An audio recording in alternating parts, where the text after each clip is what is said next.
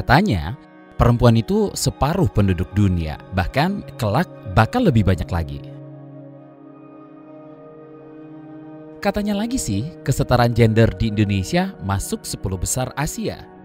Tapi kenapa begini amat menggambarkan perempuan?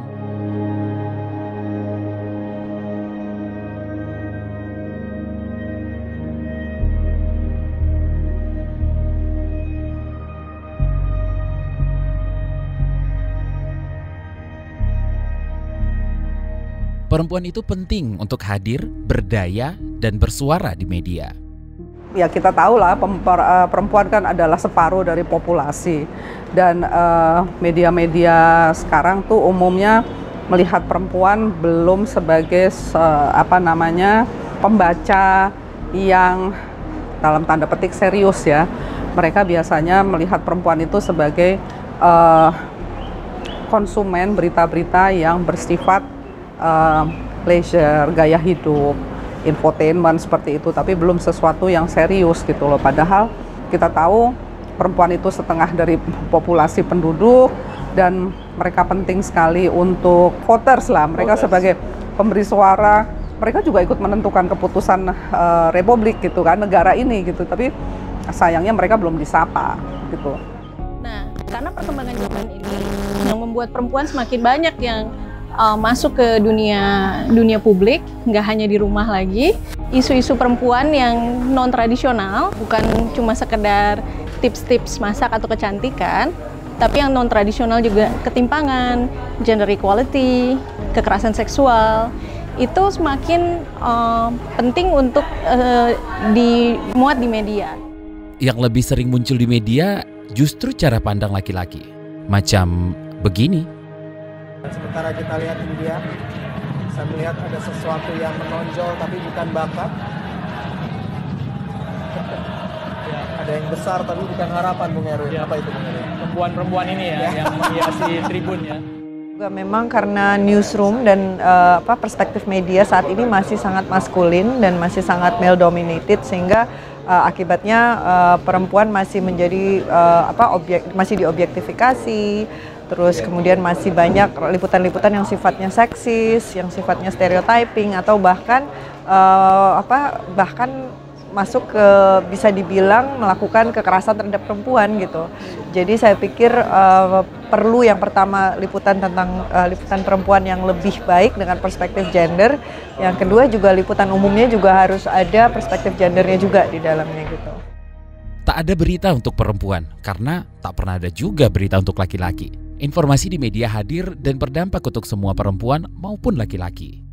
Tingkat kematian ibu yang melahirkan atau tingkat pendidikan anak-anak perempuan, lalu akses perempuan terhadap pekerjaan atau modal kerja, itu hal-hal yang seharusnya lebih mendapat sorotan karena masih banyak PR kita secara nasional yang belum tertangani. Nah, kalau isu-isu ini terabaikan, sebetulnya banyak sekali aspek kehidupan kita yang terpengaruh. Apapun isunya, itu perspektif atau pandangan dari perempuan itu harus ada. Sehingga kita tidak hanya mengangkat isu perempuan itu kalau ada hari ibu misalnya, atau pas ketika hari perempuan internasional. Tapi dalam seluruh aspek kehidupan, pandangan, opini, perspektif dari perempuan itu harus kita angkat, politiknya, ekonominya, sosialnya. Semua kehidupan ini kan berdampak kepada semua orang gitu, sehingga tidak harus dihususkan. Sekarang, mari kita bicara soal perempuan di dalam organisasi media. Ada kasus pelecehan seksual. Kursi kepemimpinan di organisasi media pun masih didominasi laki-laki. Jalan kita masih panjang. Apalagi riset menunjukkan butuh 99 tahun untuk mencapai kesetaraan gender yang optimal. Ini bisa dimulai dari media. Bagaimana media menempatkan dan melihat posisi jurnalis perempuan dan laki-laki? Saya sih merasa jurnalis perempuan dan laki-laki sama unggulnya. Masing-masing laki dan perempuan punya keunggulannya masing-masing ya. Bukan persoalan sifat-sifat jentik yang berbeda, tapi perspektif. Rata-rata seperti perempuan pada umumnya, perempuan itu lebih jago multitasking. Jadi kalau dalam journalism itu sebenarnya yang diperlukan itu adalah sense of curiosity, rasa ingin tahu. Ini kan tidak ada gender dalam ini. Ini sedikit catatan untuk membuka pikiran kita. Jurnalis perempuan masih banyak menghadapi hambatan di dalam industri ini gitu, terutama ketika mereka mencapai posisi tertentu atau ketika mereka mencapai milestone tertentu dalam kehidupan pribadi mereka, misalnya ketika mereka berkeluarga gitu.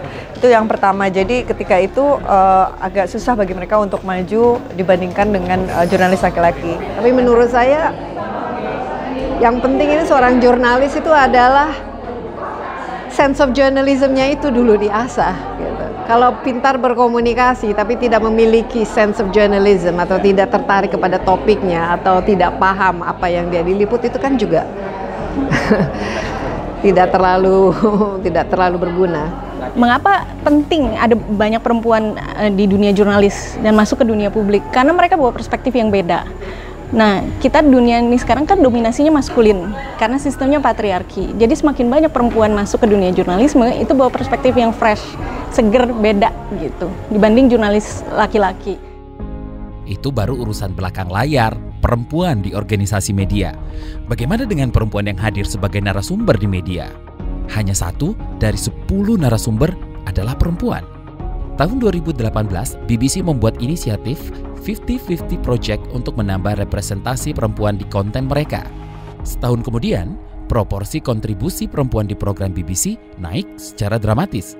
Tahun 2020, BBC berkomitmen untuk menaikkan kehadiran perempuan sebesar 50% di TV, di radio, serta memegang posisi kepemimpinan dari genre drama sampai berita.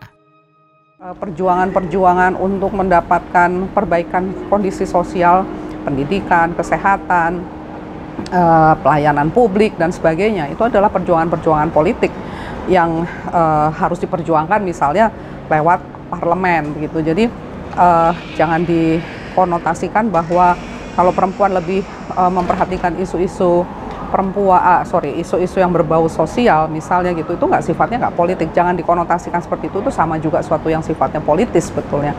Jadi saya rasa kekuatan perempuan adalah pada hal-hal yang mungkin dekat dengan pengalamannya dia sehari-hari. Isu perempuan itu inherent ada dalam secara global sampai 5-10 tahun ke depan itu akan menjadi isu terpenting yang harus disorot oleh media, yaitu inequality dan environment.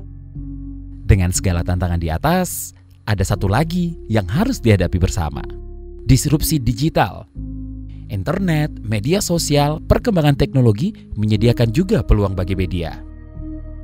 Sekarang itu semua ke handphone masing-masing itu mendisrupsi hidup sebenarnya ya, for better or worse. Ini tantangan baru bagi jurnalisme.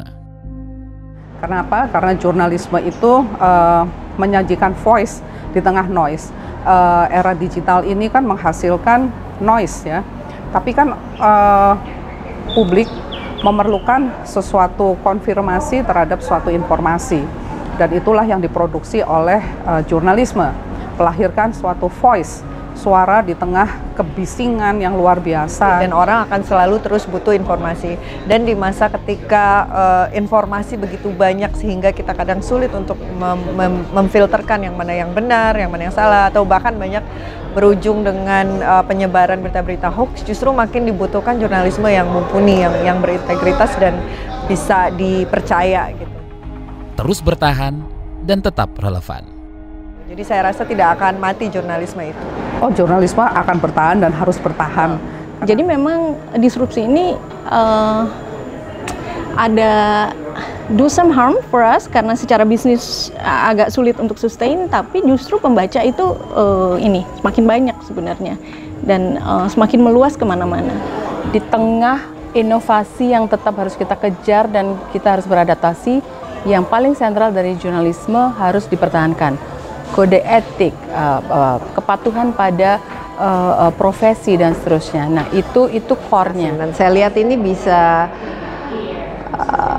menjadi tantangan sendiri justru terhadap profesi kita sebagai seorang jurnalis. Apakah iya kita masih dibutuhkan? Kalau memang masih dibutuhkan, ya apakah iya kita masih relevan? Untuk supaya kita relevan itu apa yang harus kita lakukan? Justru yang harus kita lakukan adalah sebagai jurnalis, kita harus jauh lebih profesional lagi, kita harus lebih kredibel lagi, kita harus lebih konsisten, kita harus lebih teguh ya terhadap prinsip-prinsip yang kita pegang, dan kita harus integritas kita tidak boleh dipertanyakan lagi. Karena yang lain itu semua bising, kebisingan, ribut. Antara mana yang benar, antara yang tidak benar ya. Kita harus menjadi istilahnya itu mercusuar, di mana kalau begitu banyak ya kapal-kapal di laut supaya tidak tabrakan, itu kita yang menjadi cahayanya gitu. Kita harusnya menjadi penerang, sumber dari pencerahan.